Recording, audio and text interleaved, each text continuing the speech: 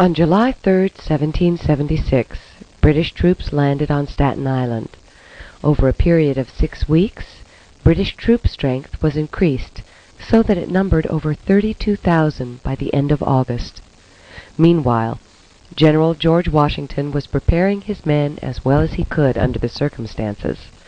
Washington was hampered by the British control of the sea, which allowed them to conceivably attack either Long Island or Manhattan. Washington decided to defend both vulnerable areas.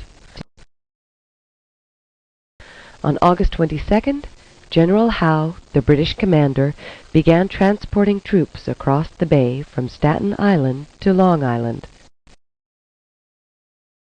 Washington decided to defend Brooklyn Heights by digging in around Brooklyn Village. Washington fortified the heights of Guan, a range of hills 100 to 150 feet in height and covered by heavy brush and woods. The heights were broken by 4 passes. The furthest away was the Jamaica Pass. Only 5 soldiers were detailed to defend the pass. On August 26th, Howe's troops quietly made their way to the Jamaica Pass and seized the 5 American guards there. The British advanced behind American lines undetected until they reached the settlement of Bedford, where they opened fire. At that point, British troops rushed through the Bedford Pass. 250 American troops, under General Sterling, were surrounded on 3 sides.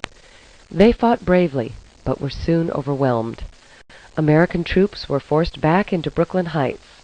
Cornwallis did not follow up with an immediate attack on Brooklyn Heights. Washington's advisers recommended a withdrawal before British frigates could block the East River and any available means of escape. On the night of August 30th, Washington successfully withdrew his troops across the East River to Manhattan. Washington turned his attention to rebuilding his army. He was given instruction by the Continental Congress that allowed him to withdraw from New York. Washington began moving his supplies and wounded soldiers north from Manhattan. Meanwhile, Howe had decided not to attack the heavily fortified Manhattan, but instead to outflank Washington and trap him. On September 13th, Howe began to move his army across the East River to Kip's Bay, where he hoped to cut Washington off. The landing was successful and met only limited opposition.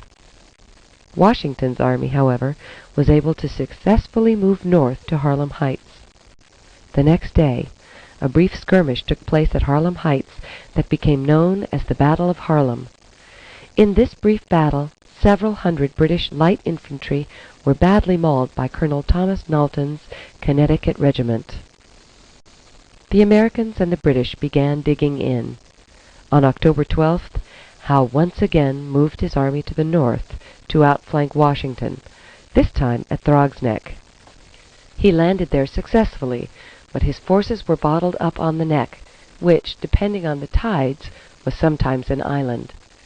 Washington decided to withdraw north to White Plains. The British slowly followed. It took Howe 10 days to arrive in White Plains. There, on October 28th, the British troops captured Chatterton's Hill, to the right of American lines.